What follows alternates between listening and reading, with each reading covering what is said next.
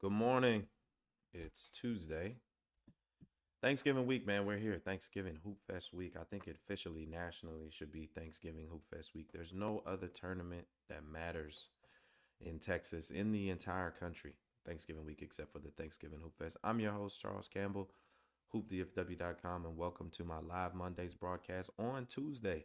We had a terrible, terrible storm here in Dallas yesterday. Internet was really spotty. So I decided to just postpone it to today so that we can have a clear broadcast. Thanks for tuning in. Thanks for joining us. This is going to be a really good show. Um, Kicking it off right now at the top of the hour, I have Glenn Smith. Glenn is the founder of the and director of the Thanksgiving Hoop Fest. Coming up on what I believe is his 16th year. Welcome Glenn Smith to the stage. What's up, Glenn? What's going on, Doc? Man, how are you? Doing well, man. Doing well, man. Just out here in Frisco trying to wrap up day two. Well, my bad, get day two started. Yeah, yeah. Um, so yeah, man. How things going that way? They're fantastic. Talk to us about the event what you have going on out in Frisco right now. So we've got a nine-team women's event that's going on all week. Two games yesterday, two games today, three on Wednesday, and two on Thanksgiving. Where we've got nine women's basketball teams from around the country. We've got Cal, we've got Oregon, we've got Texas Tech, Auburn, UTSA, North Texas, Grand Canyon, and Old Dominion. So it's been a pretty exciting time, So it's a decent crowd last night, decent games. Hope we have some good games today, tomorrow as well. I'll spend half the day here, and then I'll shoot down to Lufkin for day two of the Piney Woods event and wrap that up and get ready for Thanksgiving, man. We did this last year. We had you on the show, and I believe if I'm correct, you were at the Piney Woods Hoop Fest. And now this year you've added women's college basketball. Man, what is what is going on over there with Hoop Fest basketball that you keep expanding, keep growing the game like that? Just a lot of ambition and a lot of drive, So last year, saw a little success with what we were trying to do, and then this year we added the Hoop Vest Basketball Invitational, which was the all girls high school basketball tournament that we did down in Houston, and then we added this particular women's MTE event. Just wanting to expand, and also kind of not only stay in basketball, which is our foundation, but kind of expand the brand that we're building called GS Global Sports. So we're going to start dipping into other sports as well, starting next year. So it's a real exciting time around here. Was that the vision from the beginning of when you started the Thanksgiving Hoop? And what year? This is year 16, 17? 17, yeah, 17. 17, Yeah. 17, 17. But was that always the vision, or did it just kind of grow and expand as you started having success? It just kind of grew and expanded, and then once I started to hit certain um, goals that I hit, then I started raising those goals and started my journey. Has kind of introduced me to different people, and then it kind of realized that I don't have to be, just stay in this particular event or in this area or this geographic location, that I can expand if the product is good. And I think that I spent, a good 12 to 13 years of working on the craft and working on the product, and then being able to emulate that in other places, not only in Texas, but in the country, and then even in the Bahamas. This year's Thanksgiving Hoop Fest. Historically, obviously, we're at Duncanville High School, and Duncanville and David Peavy has been a mainstay in the Hoop Fest. He's left, gone to Florida, start with Southeastern Prep now, and he's coming back. What is that reunion like, and what is the expectation? And he's bringing arguably top team, definitely top three team in the country. I think that it is showing him taking another journey, him wanting to challenge himself, not only as a basketball coach, but as a leader of men, and I think that um, from a high school standpoint, that he may have felt like he had accomplished everything that he could, and he wanted a new challenge. I don't know the exact number, but I want to say maybe they won what 3 or 4 state championships out of 5 or 6 years, Yep. which is a real, which is a hell of a run, for anybody, and I think now he's wanting to, you know, go, take a new challenge and see how he can, build that and compete at that level. Now you have them matched up with some pretty stiff competition. Talk about into the matchups with Southeastern Prep. So the first night they've got dynamic prep, and I think that's a very very intriguing game. I think it's going to be a very high level game. I think that um, it'll have a a level of competition similar to a NCAA basketball game. Yeah. Because you have two teams that are really really good, really athletic, really skilled, um, with some high level players. You have, both teams have some high level kids. You have two kids that arguably both feel like they're the big dog in that 2027 class with CJ Roser and Marcus Spears Jr. Yeah. So I think it's going to be a real hell of a game, man. I think that it is. I may not sit down and watch a lot of games, but I do think that I'm going to sit down and watch that one. You know, Dynamic just added Austin Gooseby yesterday. They announced it. So we have another top 25 player in the country added to the mix. In the words of the little homie Shador Sanders, perfect timing, right? It's right on, it's right on cue. It's right on cue. Yeah. It's like 2 weeks ago, Southeastern Prep, they added Richardson, and then, yesterday, like you said, dynamic added Gooseby. So it'll be interesting to see how they work him into their game plan. Hopefully, he fits it. And I think it'll be a really high level game. And then the next day they have Parish Episcopal, which is a really good team. Well coached. So I like to give local teams the opportunity to get some national bump, and Parish has been um, consistent with wanting to be in the Hoop Fest, so I think that they deserve, a game like this, so we'll see what happens on Saturday afternoon as well. Where does this game rank? If you can, I know I put you on the spot, but where does Dynamic Prep, Southeastern Prep, with all of the names, all of the rankings, all of the long term projections, where does this game rank in terms of competition games in Hoopfest history? To be determined, because I Okay. don't Okay. know. I feel like it's going to be hard to compete with Flower Mound Marcus and Houston Yates. Hmm. You know, Okay. just being transparent with, because I probably shouldn't say it like this, but I'm gonna say it anyway. It To me, it feels like today's student athletes don't compete as hard as they did during that Houston Yates, Flower Mound Marcus, Marcus Smart era. You know, Agreed. so it'll be interesting to see. But the flip side of that, you have two teams that do like to get after it. So I want to see if the kids, if these players are what we think they are, because my job is to give teams the stage. It's on them to dance. So I don't think that Right. they'll be, if they had played this game anywhere else, I don't think it would be as impactful. But the fact that it's at the Thanksgiving Hoop Fest, it's, the lights are gonna be on, everybody and their mama gonna be watching, everybody gonna be talking. You're gonna have people that want to see Southeastern Prep win just because they don't like Jo and Dynamic. You're gonna have people wanting Dynamic to win just because they don't like PV and Southeastern Prep. Right. So and then everybody's gonna be in the middle. And then you're gonna have your traditional basketball fan that want to see a good high level game, and then you're gonna have people that want to see who's the next, stud to to come out of the Thanksgiving Hoop Fest. So it's gonna be a mixture of all of it, and everybody's gonna want to watch it. I think that my job is also to make sure that I have the proper um, officiating crew out there, Yeah. because this isn't a game that anybody can officiate.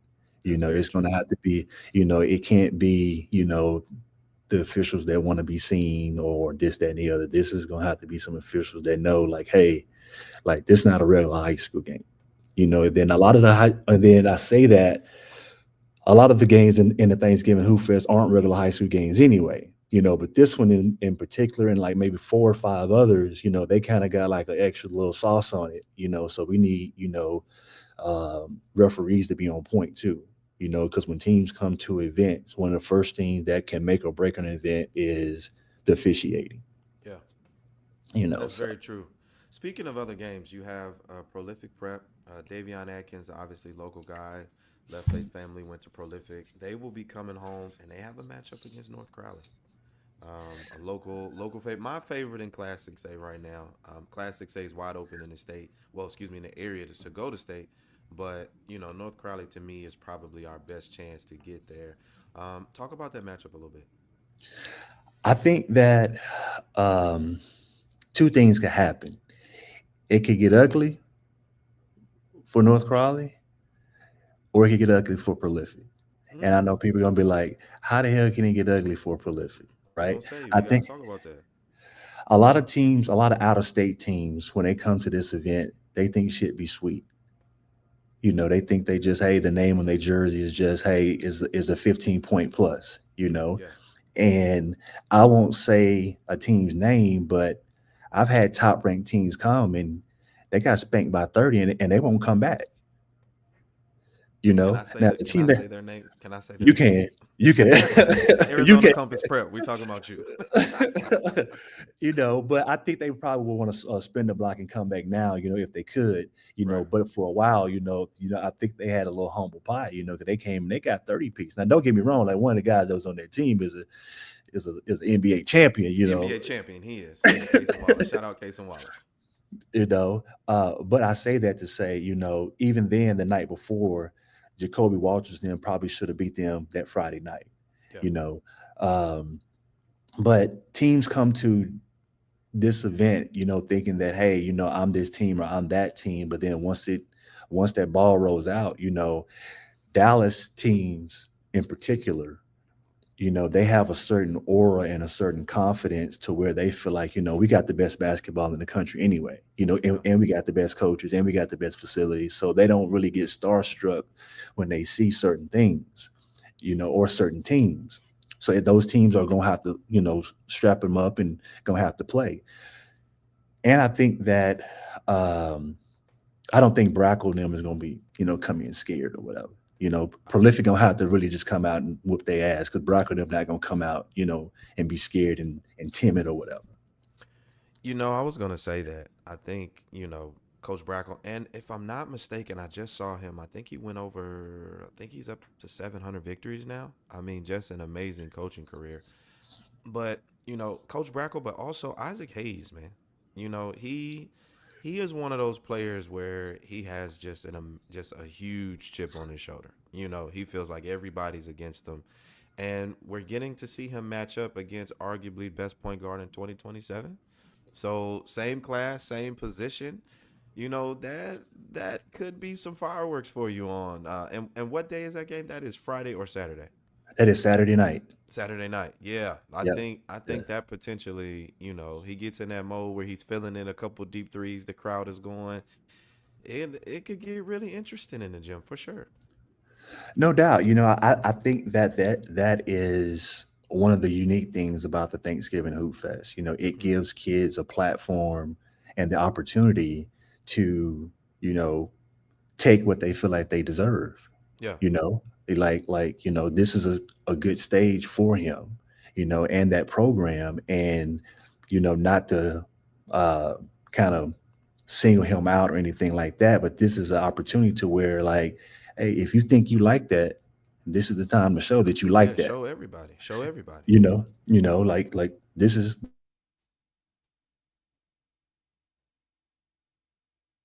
Oh, what's going on with my internet here? Looks like we're paused. But I agree while I'm getting this together. I agree with Glenn. Isaac Hayes, 100%, one of the best point guards in the area. has an argument for the best point guard in the class of 2027. And, this is a matchup. This is a matchup against, like I said, arguably, I think he's ranked number one in the class of 2027 for prolific prep. I mean, you don't get this opportunity a lot. You don't get the opportunity to say, I can prove my game.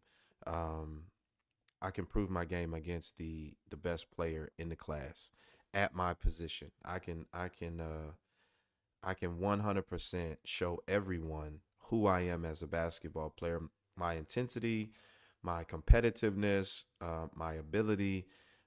Isaac Hayes is going to get that. North Crowley as a whole is going to get that. As a team, they're going to get that. And so, you know, um, it's just an amazing opportunity for them. I'm sorry, Glenn. Um, I think we lost him. He's texting me here. We're going to get him back in, but but back to what I was saying. Yeah, North Crowley. I have them ranked right now. Right now, they're number two in the area, in the Hoop DFW rankings. Top 6A team for me in the area. Suffered a loss recently, down to Iowa Colony. So they're looking to get back. I know Isaac's going to be looking to get back. The whole team is going to be on get back mode. So Saturday night is definitely amazing opportunity for that entire team. But while I'm waiting on Glenn to hop back in, I'm gonna jump into some of these matchups. We start the day 8 a.m. at Crowley and ESD. ESD is one where you don't hear a lot from them, but they have two players, Drew Guy, 2027 guard, and freshman Michael Sorrell Jr. They give them a really good offensive punch, a really good offensive dynamic. I said it before, I'll say it again. I really believe that Michael Sorrell is the best shooter, the best 3-point shooter in the city. You guys make comments about everything that I do. Make a comment about that. I genuinely believe that Michael Sorrell Jr., as a freshman, right now is the best 3-point shooter in the city. That's my opinion. And we're going to see it played out. We're going to see what happens with it. But a really good game to start the day. We got Campbell and Cardinal Ritter out of Missouri at 9:30 a.m. Lancaster, Pebblebrook High School at 11 a.m. And then we get into some EYBL Scholastic games, which is interesting and it's also dope. Glenn will be hosting EYBL Scholastic um, games at the Hoop Fest for the first time ever, and and Glenn is back. 12:30 we have St. James and Dream City, Arizona, and then 2 o'clock La Lumiere and Faith Family. Glenn, I don't know what happened, but you're back. I was just getting into the EYBL Scholastic games. First time in history we have EYBL Scholastic League games at the Thanksgiving Hoop Fest. Get into that for us. Yeah, they had. I've been approached a couple times the past couple years about bringing, uh, some of their games. This is like before it was officially called, EYBL Scholastic, to be part of the Thanksgiving Hoop Fest as well as some of my other events. But I felt like this year was the right time, especially since they have an EYBL Scholastic team locally in Faith Family. Yeah. And all of the EYBL Scholastic teams were already trying to come to the event anyway. So it kind of only made, a sense for everybody. My only pushback to that is that I wish I could have started their games on Thanksgiving Hmm. and then maybe had them play um, a local team on Saturday. Okay. Just to kind of give the local teams, some of that, because um, those games may be really, really good games, but I don't know how well attended they'll be. Yeah. Yeah. I can You agree know, with you that. know, because there'll be great basketball games, but I don't know because people from Dallas we feel like hell. I'm gonna go watch my boy play it, at Kimball or my boy play at ESD or something like Yeah. that, Yeah. and but I think it'll add something to the event this year, and we'll see, you know, uh, so I'm happy about it, so we'll see how it goes though. Yeah, I agree with you on the attendance. I mean, you have teams traveling from literally across the country. So if their fan bases come, I'm sure some will, but that Faith Family game, I'm sure it'll be well attended. La Lumiere is an excellent program, but like you said, St. James and Dream City, is that the first time that you've ever had non-Texas schools playing um, at the Hoop Fest against each other? Yeah, that's normally been a rule that I've always didn't do. Okay. Like I've had teams approach me before about wanting to play against each other in the Hoop Fest, but for me, it just didn't make sense. And then it kind of takes away what the Hoop Fest was built on, which Mm, was giving local and regional teams the opportunity to play against national teams and things like that. yeah. This will be the first, and that'll probably be and it will be the only time that'll happen. Just because it just doesn't do anything, for um, to me, I feel like it doesn't do anything, for the the city, the state, or the region basketball wise. It's just Yeah. something, for them, which Right. is why if I do it again, it'll have to be. I don't say have to be unless something changes, but I would like for it to be a third game where they're Yeah. able to play against, you know, a um, a local team. Yeah. You Yeah. know, uh, so yeah, Then when at 3:30 we have a really high level game in the state. Atascocita and Red Oak. Red Oak started off hot in the preseason, kind of had some bumps right early, but they're still very much a favorite to go down to San Antonio in Class 5A. And then you bring in Atascocita, who is a statewide favorite in 6A.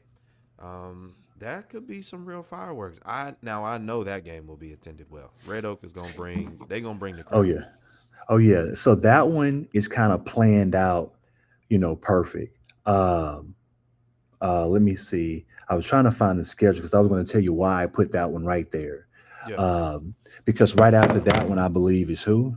it's Lancaster and Special K, Ontario There Christian. we go. There we go. There we Man, go. So that whole day was kind of set.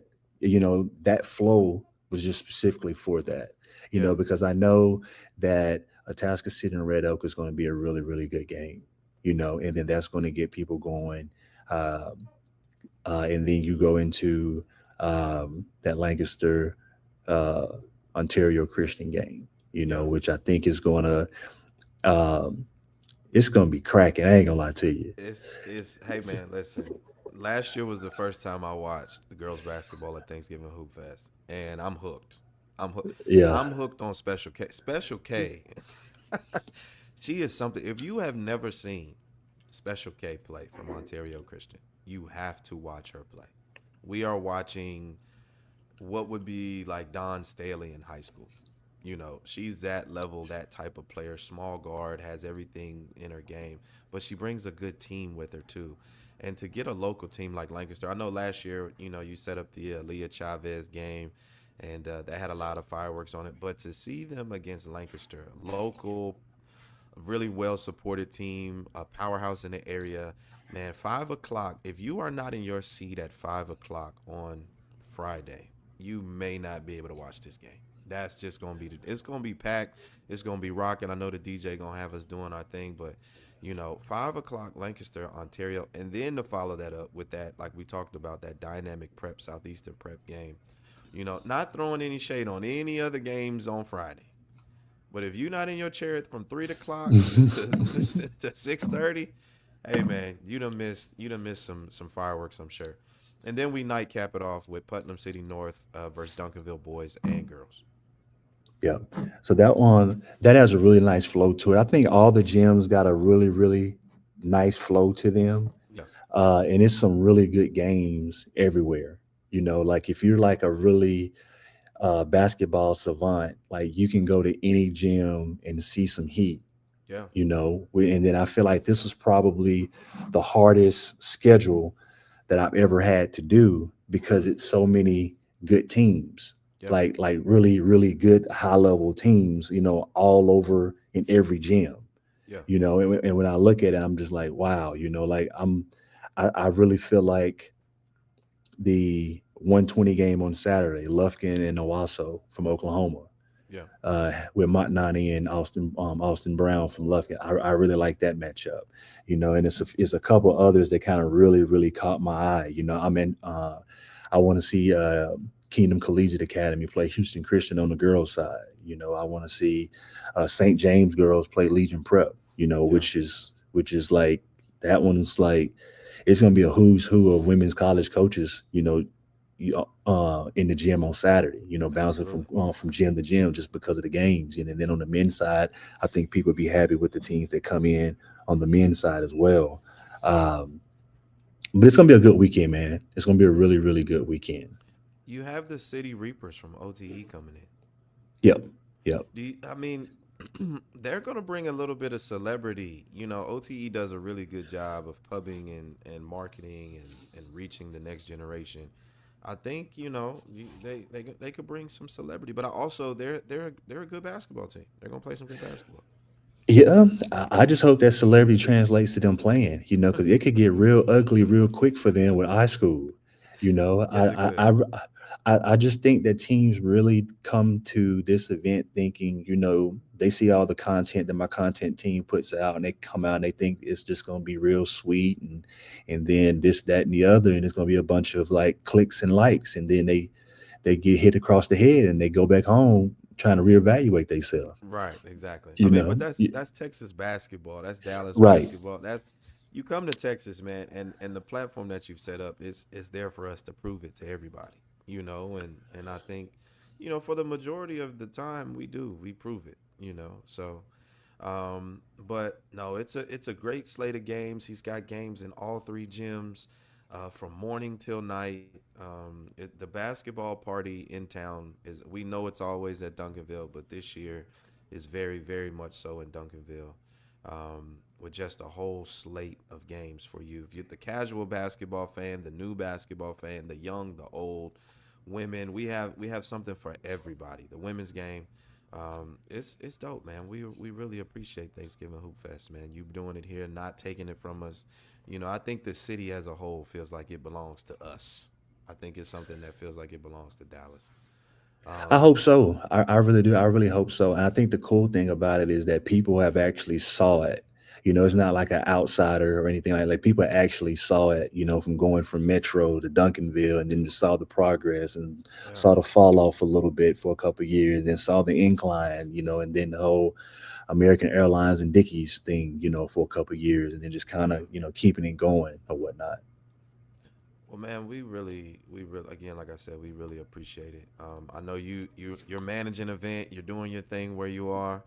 Um, check him out. Where are you at again today, tomorrow, and Thanksgiving? Let the people know again. We're at Comerica Center out in Frisco. We got two games today. We've got the four teams that are playing today are Texas Tech, ODU, which is Old Dominion, um, Oregon, and St. Mary's College out of California. And then tomorrow, North Texas comes into play.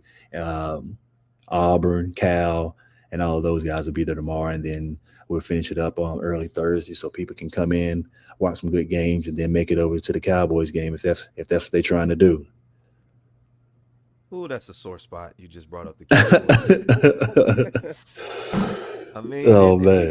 got potential, man. We have potential.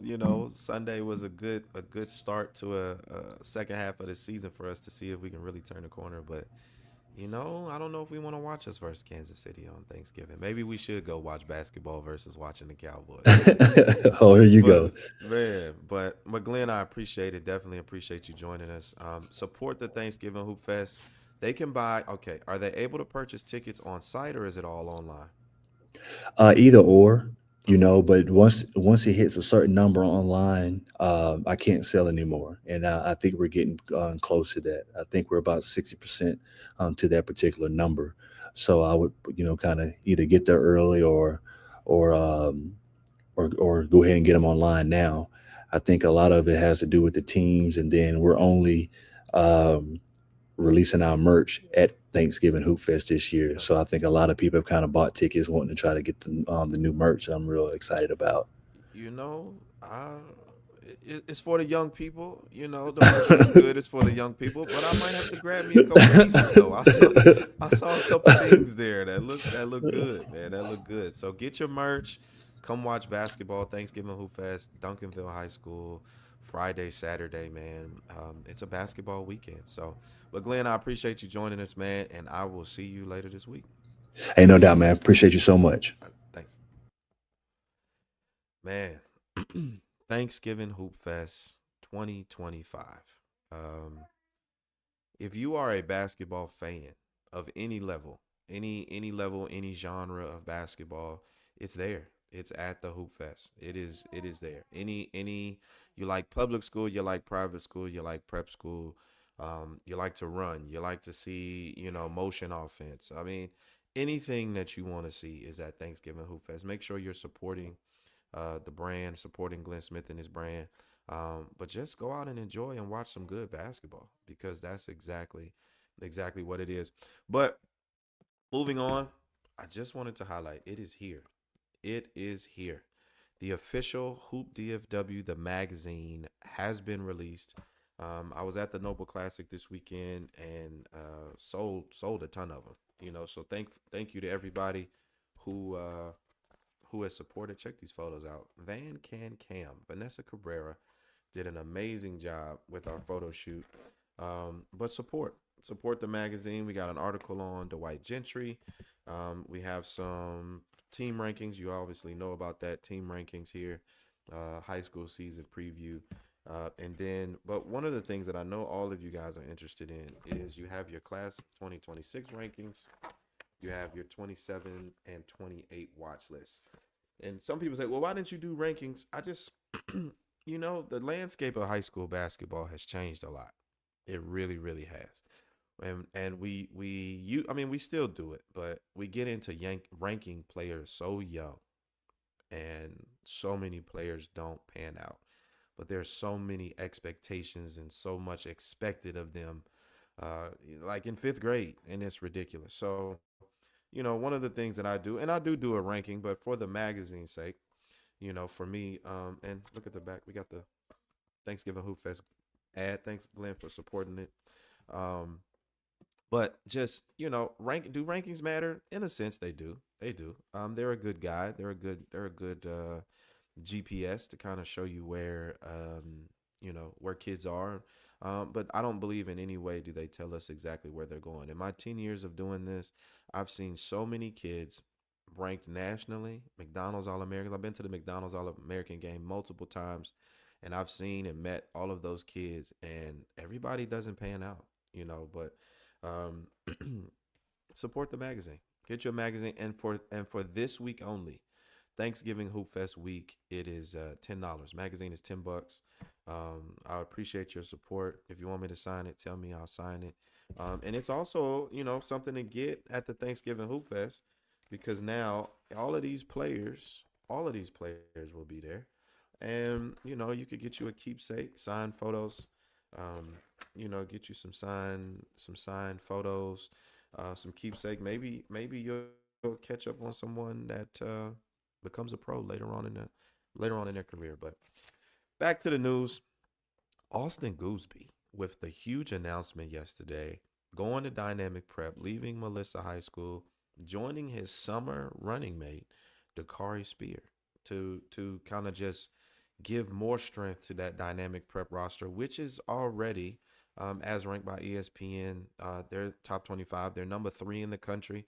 Adding Gooseby, really, if we're just talking about rosters and roster moves, really pushes them up towards that number one piece. But we get to see it at Thanksgiving Hoop Fest. Beckham Black and company are coming home. They're ranked top 5 in the country.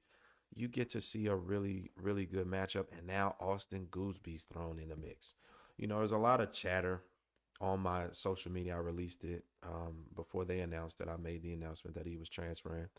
And there was a lot of chatter about, are kids able to do this? Is this what they're supposed to be doing? And I think, excuse me, I think one of the things we first need to do is one, remember we're talking about kids. We're talking about teenagers, young people, young men. We're not talking about pros. We're not talking about adults. So the negative comments, the negative talk, speaking down on people, especially when you don't know the situation, kind of shows how ignorant you are. It does. It kind of shows exactly how ignorant you are as an adult to speak down on a child, to speak down on a family when you don't know the story. You just see a headline and you have this reaction. Sometimes it's better to close your mouth and not say a word than it is to go on the internet and spew out all types of ugliness about high schoolers. But this is the new era of basketball we're in. Like it or not, love it or not, we're in the new era of basketball where prep school is very enticing to people. Playing national schedules are very enticing. And so when families and people make decisions, we should just look at it and say, okay. Someone brought in the UIL yesterday. The UIL has nothing to do with this. This has nothing to do with the UIL, has nothing to do with, public school basketball. And public school basketball is still good. There are still parts of public school basketball that are good. But throwing shade, throwing hate on a kid, a family, for wanting to, go about their journey the way that they go about it, that needs to stop. We need to support, and if we don't understand something, just shrug your shoulders. Hey, I don't get it. I don't understand it. But but there you have it. The season has started off crazy. The season has absolutely started off crazy. I thought looking at my top 25 to start the season, I had a really good handle on who were the best teams to begin the season, who would go, several games without suffering a loss. And that all got thrown out the window. It all got thrown out the window. Made me look like I had no idea what I'm talking about. I mean, nobody expected for Grand Prairie to 20-piece Red Oak. Nobody thought about that. Nobody said, "Hey, Grand Prairie." And Grand Prairie is very good. Stephen McLeod, Felix Ocam, Barron coaching over there. It's just a great program. I visited them this summer, but we still didn't think because Red Oak they're still, to me, it's early. They are still one of the best teams in the state of Texas in the class of 5A. But yeah, my rankings, they took a hit, and it's like that. It's like that. But hey, I put my opinion out there, and the results are what they are. But let's run down it a little bit. We got Dallas Carter at number one. They are running. I did not expect for them to open the season with a big win on Melissa. Melissa was down a couple players to injury and illness, but Carter was in full control, and they have been in full control of that program since that loss they suffered last year with Campbell. They are on a mission. They are here to prove it to me and to everybody else that they are the best team in the state of Texas, not just Dallas, in the state of Texas. Someone said to me on Twitter yesterday, it's a bold statement when I say that the best team in the area, they said state, but obviously my rankings are the area, but the best team in the area is in Class 4A. Can we get out of this class stuff? Can we can we get out of this class stuff? When I was in Florida, my senior year of high school, Northwest Christian Academy, the Eagles, North Miami, Florida, we were a 2A school. I believe I graduated. I think my graduating class was something like 35 kids. And we were a top 15 team in the state. And we used to wash class 6A, 5A, 4A teams all over the place. So can we get out of this classification? That's for the UIL, for schools. Can we get out of this classification and start looking at rosters and start looking at teams? Because we have a lot of teams here in the 5A that are washing 6A teams. We have 6A teams losing to 4A teams. That is something that is happening. It will be happening in this new era of basketball. It is not the 80s. It is not the 90s. Kids are moving. You have open districts. You have all different types of things going on. And yes, the number one team in Dallas Fort Worth is in the 4A classification. And that's simply to say it's just the numbers of kids they have in their school. That doesn't say anything about their talent. So can we get out of that, please? Please. Number two, North Crowley. We got Birdville, Frisco Memorial, Duncanville. Duncanville Nobody expected Duncanville to be Duncanville. Let's be clear. PV left, Beckham Black, top point guard, the number one point guard in the country. Um, to me, in the class of 2027, left. But you know what didn't leave? Culture. The culture of Duncanville basketball did not leave. And I watched them play Parish Episcopal on Saturday. And I started the game. I said to my friend, he's gonna love me saying his name on here, Chris Hunt, Coach Chris, Deuce's dad. I said, hey man, I think y'all might be 10-point underdogs in this. I think you might get a 10-point loss. And that last possession, when that ball swung to the corner to Jaron Mitchell, and he let that three go, and it went through. Coach Chris ran right over to where I was and said, you can't leave yet. Culture in high school basketball means something. And the best programs in the country and the best programs in this area have a culture. They have a culture of winning, they have standards, they have things that they are going to hold you to as a basketball player. And that shows up on the court. The brand of basketball that Duncanville is playing now, they're still fast. They still want to shoot a lot of threes, but they are scrappy. That's a scrappy team. I mean, they had Parish Episcopal playing faster than they normally play. The ball they were causing deflections and turnovers, and it wasn't your normal, you just Duncanville. Duncanville normally has a guy that's just doing his thing, and Deuce Hunt is their guy. He's their main scorer. He's their leading scorer, and he had excellent plays. But it was a team effort, and it was a team effort on the offensive end, and it was definitely a team effort on the defensive end, rebounding the basketball because they don't have a big man. And, they just got Parish Episcopal into a very dirty game. And that was the game they needed to win. And they won it. And here they are, sitting at number 5 in the ranking. Parish Episcopal's right behind them. They are still one of the best teams in the area, one of the best private school in the area. We'll get to see all of these teams at Thanksgiving Hoop Fest. But, Parish is definitely those twins. Those twins play with an intensity and a level of effort that you don't see a lot. You don't really see it too much nowadays, but they were locked in, very intense, and they have skill, man. Northwestern State is getting two really good players. Grand Prairie, like I said, Stephen McLeod, Felix Oakham got him playing well at number 7. Allen High School, again, another school lost a lot last year to graduation. Now, kind of rebuilding and getting people back into the program to where they need to be. And Allen is sitting now, if I'm not mistaken, undefeated. And Nehemiah Lawrence, 5, they said 5'5". I'm 5'6", and he doesn't look me in my eyes. So let's say Nehemiah's 5'4", 5'3", but he is dynamite, and he's going to Hampton University. My mom is a Hampton graduate. The 757 is going to love Nehemiah Lawrence. I lived in the Tidewater area, Newport News, for about 4 or 5 years. Hampton University is a special place, a special HBCU, a beautiful campus right there on the water. But they're going to love Nehemiah Lawrence, man. He's got a lot of heart, a lot of ability, strong, handles it, runs the show, commands everything. Nehemiah Lawrence is one of the best guards. He's my first team preseason all DFW pick at point guard, and he's proven me right now. 28 and a half points a game for Nehemiah Lawrence and leading his team. Frisco Heritage.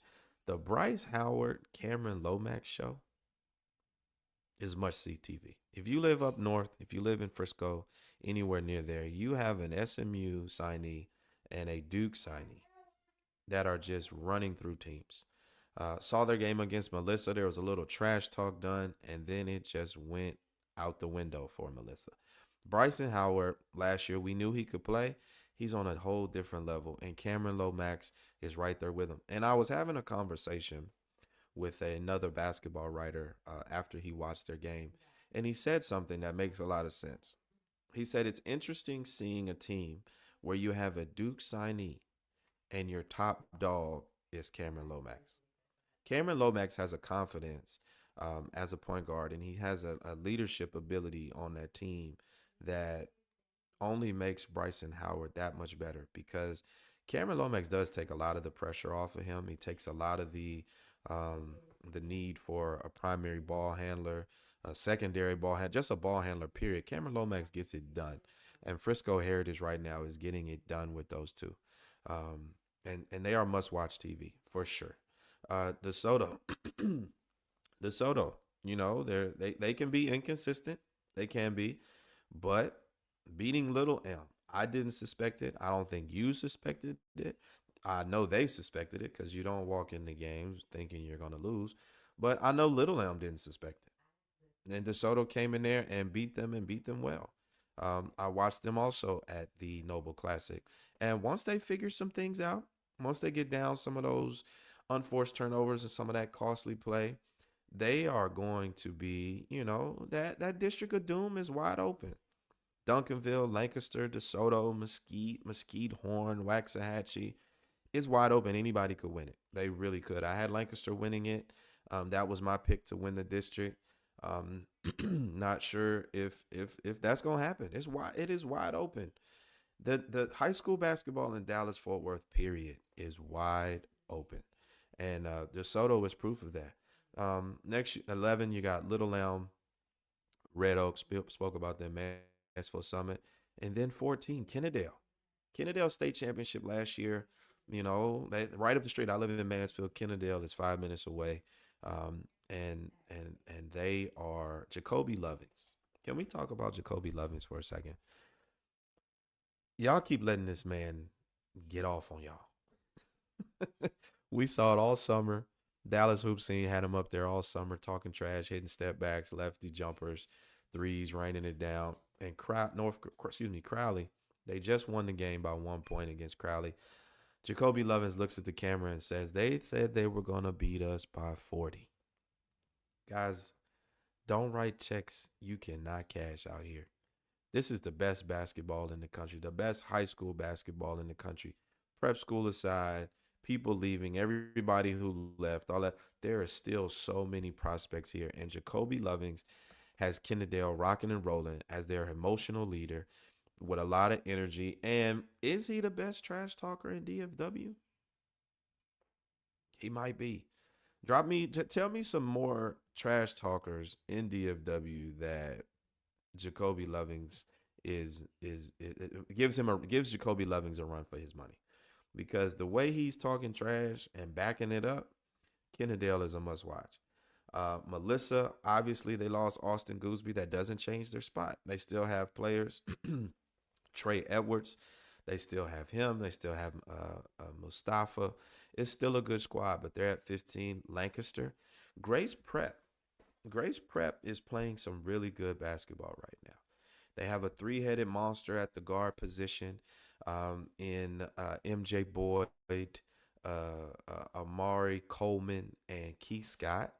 And they just play really well. They play really well together. They're hitting shots, threes. Grace Prep is a team to watch. You got South Grand Prairie, Campbell, Crowley, to round it up. Crowley is an interesting piece. And the reason why I say that is because Jalen Germany has been the leader. Obviously, Cam McGilvery's no longer there. He's at Dynamic Prep. And Jalen Germany's injured right now. Y'all saw him on Saturday. He's got a cast on his hand. He played that game against Kennedale.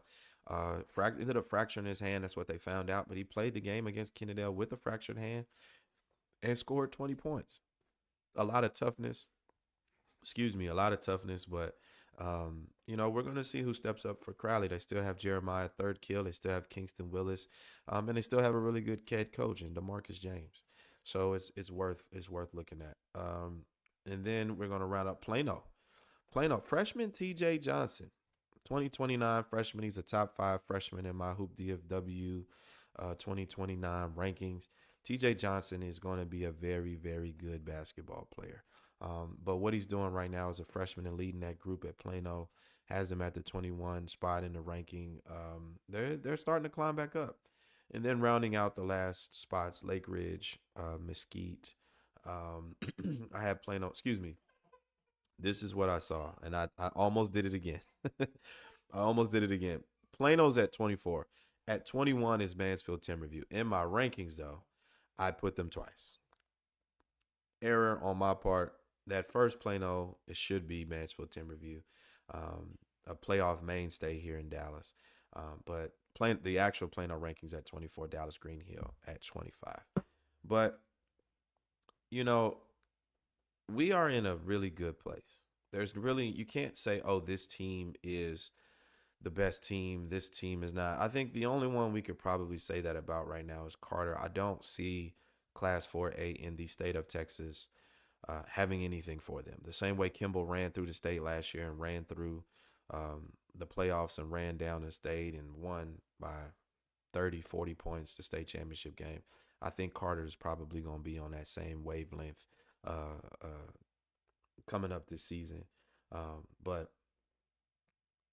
basketball is in a good place in Dallas. A lot of parity. The word is parity. A lot of even teams, a lot of teams winning games, playing different styles of basketball. No real just dominant powerhouses. The main players are all still there, but it's wide open. It's wide open. Class 6A, it gives us a lot to be desired here. There's good teams. You got, like I said, North Crowley, Little Elm, Duncanville. But Class 6A for me still gives me a lot to be desired. Class 5A is where it's at with the Birdvilles, the Red Oaks. Melissa, we'll see. Like I said, they still have a team. They still have a really good coach. But Class 5A here in Dallas is probably the classification. But we're in a really really good place.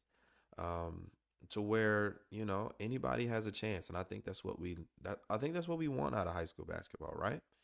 As much as we complain about, and I don't know why we're complaining, because unless it's your kid, um, uh, I don't even understand why we're having such strong feelings about kids leaving and going places. But even with everyone that has gone off to prep school, um, it kind of gives and leaves Dallas Fort Worth public high school basketball and private high school basketball in a place to where it's anybody's game on any given night. I watched several good games at the Noble Classic. Shout out Jay Fry. Noble Classic games, several great performances by players. And it's like I didn't have to sit through, and y'all know somebody said it to me. Hey man, we know you hate watching bad basketball. You will leave. I sure will. I have a beautiful 4 month old. I don't know if you can hear her in the background. She's making noise. I can't wait to get off this podcast. I love this. I love y'all. I cannot wait to get off this podcast and spend time with my daughter. But I have a beautiful 4 month old, and when bad basketball starts, I will leave. See you later. But at the Noble Classic, there were a lot of good games. A lot of good games, and like I said, capped it off with that Duncanville Parish game. If you missed it, you missed a really good one. Um, really good competition and a great crowd, a great venue. Paul Quinn College is beautiful. That is a beautiful gym. And it was a great game, great venue, great event. So, but as we're closing it out, this episode is a little bit longer than what I normally do. I wanted to talk to Glenn and kind of get his insight on the Thanksgiving Hoop Fest and kind of do some previews there. But um, we're going to start a player of the week, Hoop DFW player of the week segment, where we're highlighting performances, players that are doing it all, showing it all for their team, for their community. And so this week, players of the week, we got two. We have two players of the week. Um, First up is Bryce Dixon at the Colony. Went back and, I'm the class of 2002. My junior year, I was at Mesquite High School. We played against the Colony at Collin County College. And as a matter of fact, Cleve Ryan, I talked to him this weekend, head coach of the Colony, was an assistant coach on that team. So he actually, it doesn't remember me at all because we got dogged, stomped. But he watched me play high school basketball, which is really cool, right? It's really cool. But Bracy Wright, all American player. Went to Indiana, saw some time in the NBA with the Minnesota Timberwolves. That team was loaded. Him, Darren Williams, Bam Harmon. That was a loaded team at the Colony. But Bryce Dixon did something that no player has done in over 23 years. Broke Bracy Wright's scoring record of 45 points. Bryce Dixon put up a 48 ball. But what's interesting about it is that his team only scored 52. Only two other players on his team scored and each of them scored 2 points. Bryce Dixon put up 48 points in an effort for his team and, broke the record. But 48 out of 52 points in 32 minutes is impressive. I didn't see that game. I wasn't there, but impressive performance. But his stats on the week, listen to these stats: 39 and a half points, 8 rebounds, and 3 steals is what he's averaging, what he averaged at the Noble Classic. Dakari Spear left the Colony. He is at Dynamic Prep. The ball gets handed to Bryce Dixon, and boom, he's given the same scoring output. So Bryce Dixon, congratulations. You're our one of our players of the week. 39 and a half points per game, 8 rebounds per game, and 3 steals per game this weekend at the Noble Classic. Player number 2, I just talked about him, going to the 757 Hampton University commit signee, Nehemiah Lawrence of Allen. The 5'5" guard right now is averaging 28.2 points per game and 5.8 steals. 5.8 steals.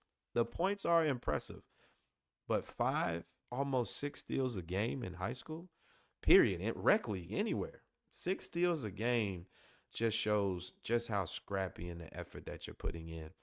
So those are our 2 players of the week: Bryce Dixon, Nehemiah Lawrence. Shout out to you guys. Congratulations on a great week.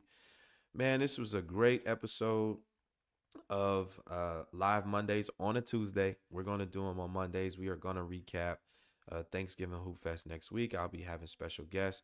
Make sure you're there. Make sure you're getting there.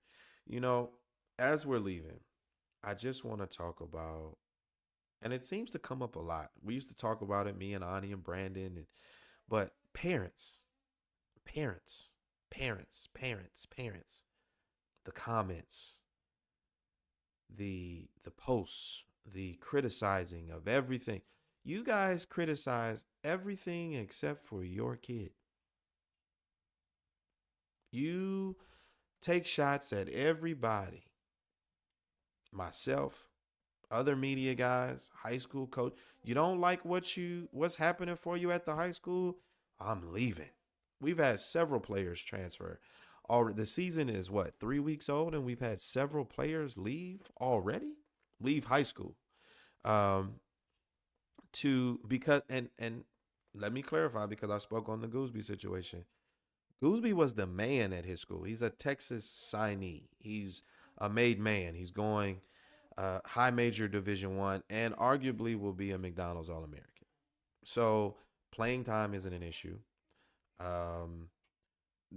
What he's being asked to do wasn't an issue. He's not a player that, it's not going my way, so I'm going to take my ball and go home. That's not that situation. So there is no contradiction to what I'm saying and what I'm about to say to that Austin Gooseby situation. That's just something they figured, hey, I want to go. I want to get ready for college. They got a shot clock. That's another thing we need in Texas is a shot clock. We badly need a shot clock. We badly need a shot clock. Badly. And so they want to get ready for college. Where can he do that at better than Dynamic Prep? But this is not that situation. But back to what I was saying. We've already had players mad about their playing time, mad about this, and they're leaving. And parents, you guys criticize me and coaches and everyone else, and you're mad at everybody else except your kid. There has to be some type of accountability. There has to be. There has to be accountability to your player. If you're not sitting in practice watching them, and if I know a player right now, I watched him play, and he's a good player. One of my favorite players, actually. He didn't play well at all. Really stunk the gym up. I'm going to be honest. It was bad. And then I recently found out he transferred because it wasn't going his way. But could it not be going your way because you're stinking the gym up? What are we teaching our kids that we don't want them to experience adversity? What are we teaching young people that when it doesn't go your way, you leave? And these are from moms and dads that are in marriages. I'm married. In marriages where it's not beautiful every day. It's not great every day. As long as you're not in a domestic situation or an abusive situation, it's worth fighting for. And I feel the same way about basketball. Adversity is going to happen, and adversity is only going to make you a better person. And when you become a better person, it translates to the court and you become a better basketball player. And I think I would really like to see parents. I sat on the bench my entire junior year except for a couple of games. And every day in practice, it was a war. We had 3 point guards. I was one of them. It was a war. I felt like, me personally, I felt like I was the best point guard on the team. It's debatable. It was debatable then. It can be debated now at 41 years old when I talk to my boys. But I sat on the bench and I pouted and I had an attitude and things weren't going my way. And I checked out of school and instead of standing there and taking on the adversity and allowing the adversity to build in me what it needed to build. Because the reality is, I left after my junior year. I didn't leave in the season. After my junior year, I transferred down to Florida, like I said, Northwest Christian Academy. And I faced that same adversity. Yes, I was the starter. Yes, we had a national schedule. Yes, we were a Nike elite team. We had all of the gear and it looked great. But I faced the same adversity on the floor in practice with my team that I faced the year before. And had I learned the lesson before, I wouldn't have to learn it again. Parents, hold your kids accountable. Hold yourselves accountable. I'm a dad. My oldest is 17. My youngest is 4 months. I have 4 kids, and I hold them all accountable.